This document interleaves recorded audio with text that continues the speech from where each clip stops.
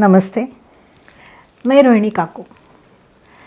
प्रतिसाद यह YouTube channel पे आप सबका हार्दिक स्वागत है। आज मैं ये पॉडकास्ट कर रही हूँ वो हिंदी में है। मेरा ये पॉडकास्ट आपको अच्छा लगे तो लाइक करें, शेयर करें, सब्सक्राइब अवश्य करें। ये एक कथा है, हिंदी है। मुझे ये बहुत अच्छी लगी, इसलिए मैंने ये हिंदी में ट्रांसलेट करके, अनुवादित करके मैंने ये आपको बताने की कोशिश की है, क्योंकि ये कथा बहुत अच्छी लगी मुझे। मैं शिवाजी पार्क के कोने में एक छोटा सा कैफ़े चलाता था। बहुत आलीशान नहीं था, लेकिन वहाँ कई लकड़ी के टेबल, थोड़ा सा उजियारा, लेकिन अच्छा था। संक्षिप्त में कहूँ, पहले ही दिनों में जैसे ईरानी होटल्स थे, वैसे ही मेरा एक होटल था। मेरा होटल एक कुटुंब जैसा, एक ग्राहक ऐसे रोज ही कई लोग आते थे। ऐसा एक ठिकाना बोले तो मेरा कैफ़े था। पहली बार वह अंदर आ गया, मैंने उसको देखा। वह वयस्कर लग रहा था, बहुधा 70 के आसपास होगा। मैं देख के ही उम्र पहचान जाता हूँ। उसने थोड़ा पुराना जैकेट, पुराने जूते पहने थे। अपने ही तंद्री में संथ चाल, उसकी चाल डौलदार ऐसी चाल चल रहा था। ऐसे में उसको मैं आजमा रहा था। उसका व्यक्तिमत्व ऐसा ही था। उसने सबसे सस्ती चीज़ मंगवाई, एक छोटी मग ब्लैक कॉफ़ी, और वह खिड़की के पास जो टेबल था वहाँ जाके बैठ गया। 3 घंटे वह अपना मोबाइल स्क्रॉल नहीं कर रहा था, कोई किताब भी नहीं पढ़ रहा था, टाइम पास की एक भी कृति वह नहीं कर रहा था। सिर्फ शांत बैठ के आने वाले जाने वाले लोगों को देखता रहता था। दूसरे दिन वह फिर से आ गया। वही कॉफ़ी, वही टेबल, वही 3 घंटे। वो आता ही रहा, आता ही रहा, आता ही रहा। हफ्ते भर में ग्राहक कुछ कुछ बोलने लगे। ये ऐसा ही क्यों आके बैठता है? सिर्फ एक कॉफ़ी तो लेता है, इतने समय से ये क्यों बैठता है? कुछ काम करता है या नहीं? इसे कुछ घरदार है या नहीं? बीबी के जांच से बचने के लिए यहाँ आके बैठ जाता है क्या? लेकिन वह अलग ही था। जाते समय धन्यवाद बोल के जाता था और खुद का टेबल साफ करके भी जाता था, और हाँ, कुछ चिल्लर टिप रख के जाता था। लेकिन मुझे ऐसा लगता था कि एक कॉफ़ी भी उसके लिए, उसके बजट से भारी थी, लेकिन तब भी मैं उसे बैठने देता था। एक दिन मैंने उसे कॉफ़ी के साथ बिस्किट भी दिए। मेरी तरफ कृतज्ञता की दृष्टि बोलने ही नहीं दिया। मैंने कहा, यह मेरी तरफ से ऑन द हाउस है। उसने सिर हिलाया, धन्यवाद बोला। अगले हफ्ते मैंने उसको एक गार्लिक ब्रेड दिया। कभी कभी अमूल का छोटा कप आइसक्रीम भी देता था, लेकिन उसने कॉफ़ी के सिवा कुछ मांगा ही नहीं, कुछ तकरार भी नहीं की, लेकिन धन्यवाद अवश्य बोलता रहा। वह सिर्फ शांति से बैठता था। मुझे ऐसा लगता था मेरा कैफ़े उसके लिए अत्यंत सुरक्षित जगह है। बहुत दिनों के बाद उसका नाम समझा। उसका नाम था अरविंद। उसने बताया उसकी पत्नी का निधन होके 2 बरस हो गए थे। वो बोला, मुझे अकेले शांत घर में अच्छा नहीं लगता।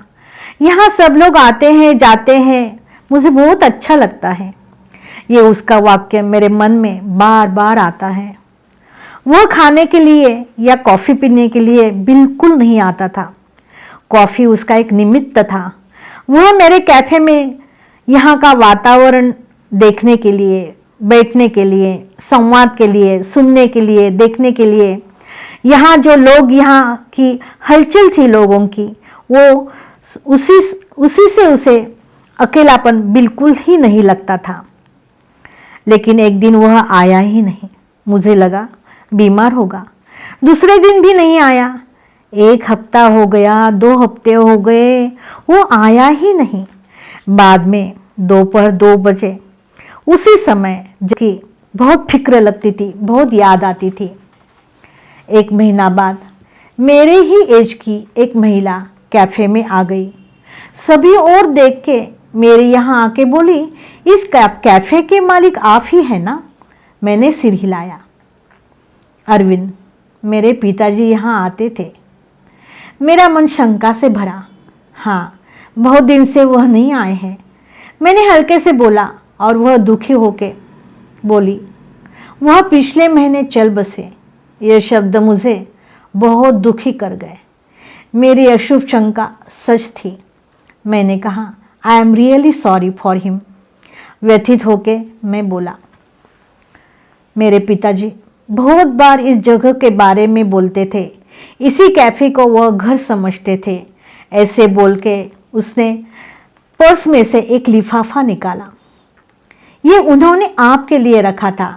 मैंने दुखी मन से वह लिफाफा खोला। उसमें एक चिट्ठी थी। मैं पढ़ने लगा। उन्होंने लिखा था, बेटा, कैफे मालक न बोल के मैंने ऐसा बोलना उचित नहीं है, लेकिन तुझे कल्पना नहीं है, यहाँ मुझे कॉफ़ी से भी ज़्यादा बहुत कुछ मिलता था। घर में मैं और मेरी पत्नी दोनों ही रहते थे। वह जाने के बाद मेरी जिंदगी मुझे बोझ लगने लगी थी, लेकिन मेरी बेटी के ऊपर मुझे बोझ नहीं बनना था। उसे मेरा अकेलापन लगने नहीं देना था। आपके कैफे से मुझे फिर से जीने का एक कारण मिल गया। यह बिस्किट, वह गार्लिक ब्रेड, वह आइसक्रीम का कप, मैं समझ रहा था कि यह एक योगायोग नहीं है। तूने मुझे समझा था। मेरी इस उम्र के व्यक्तियों के लिए सबसे बड़ा कुछ नहीं होता। सभी लोगों के बीच रहने की मेरी इच्छा आपके इस कैफे ने पूरी कर दी थी। इस वृद्ध व्यक्ति को जीने के लिए वजह दे दी थी। उसी की यह एक भुगतान है, यह एक अदायगी है, ऐसे अरविंद ने लिखा था। उस लिफाफे में एक चेक भी था। रकम ज़्यादा तो नहीं थी, लेकिन कैफे में खर्च हो गई पूंजी से थोड़ी ज़्यादा थी। लेकिन यह इतनी महत्व की बात नहीं थी।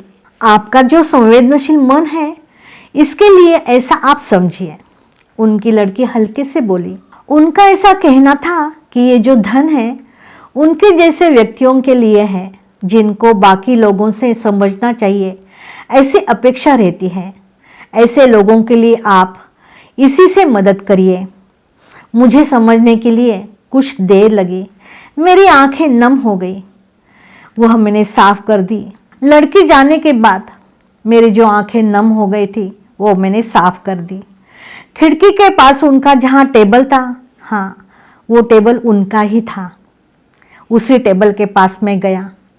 वहाँ कुर्सी पर कोई नहीं था, तब भी वहाँ वह बैठे हैं ऐसे मुझे लग रहा था। अगले ही हफ्ते वहाँ मैंने बोर्ड लगवाया, यदि आपको अकेलापन महसूस होता है तो आप यहाँ आइए, बैठिए, आपको यहाँ सुकून मिलेगा। आपका स्वागत है।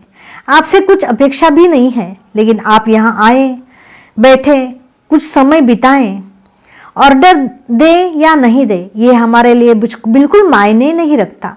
आपका यहाँ आना, बैठना, कुछ समय बिताना हमारा ये बहुमूल्य और सुकून भरा हमें लगता है। तब से लोग आने लगे, बैठने लगे। नौकरी करने वाले, कॉलेज के विद्यार्थी, बहुत सी स्त्रियाँ वहाँ आके बैठने लगी। उनको सिर्फ शांतता चाहिए। ऐसी व्यक्ति, ऐसे बहुत सारे लोग वहाँ सुकून से बैठने लगे। मैं जब उनको कॉफ़ी, बिस्किट, आइसक्रीम कप देता हूँ, तभी तभी मुझे अरविंद की बहुत याद आती है। वह हर समय आके जगह अड़ाता है, ऐसे सबको लगता था। वह सबसे सस्ती चीज़ मांगता था, लेकिन उसने मुझे एक सीधी बात सिखाई। कुछ चीज़ें हम किसी को दे सकते हैं, वह कीमती चीज़ अन्न नहीं है, वो अकेलापन न लगने की कोशिश है, हमी है, आश्वासन है, गारंटी है। आज मैं जब पीछे मुड़कर देखता हूँ तो मुझे लगता है कि बस सबसे शांत ग्राहक ही कुछ सिखा के जाते हैं। इसके लेखक अज्ञात है। ये मूल इंग्लिश कथा का स्वर अनुवाद है। धन्यवाद। मेरी ये कथा आपको कैसी लगी? आपको अच्छी लगी तो इसे लाइक करिए, शेयर करिए और सब्सक्राइब करिए। धन्यवाद।